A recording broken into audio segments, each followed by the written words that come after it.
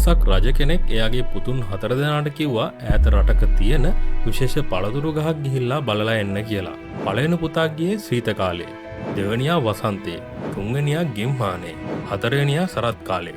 අවුරුද්දකට පස්සේ හැමෝම ආපහු ආවම රජතුමා ගස ගැන විස්තර ඇහුවා. ශීත කාලේ ගිය පුතා කිව්වා ඒක හරිම අවලස්සන ඇඹරිලා ගිය වේලේ ගහක්. වසන්තේ ගිය පුතා කිව්වා නෑ ඒකේ ලාදළු දාලා ජීවයෙන් පිරලා තිබුණා. ගිම්හානේ ගිය පුතා කිව්වා ඔයාලා දෙන්නම වැරදි. ඒක මල් වලින් පිරීලා සුවඳවත් වෙලා තිබුණා. සරත් කාලේ ගිය පුතා කිව්වා ඒ එකක්වත් නෙමෙයි.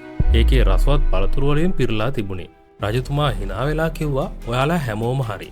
මොකද ඔයාලා හැමෝම දැක්කේ ඒ ගහේ ජීවිතේ එක කාලයක් විතරයි. එක කාලයකින් ගහක්වත් ජීවිතේ එක පරිච්ඡේදකින් මිනිස්සෙක්වත් විනිශ්චය කරන්න බෑ.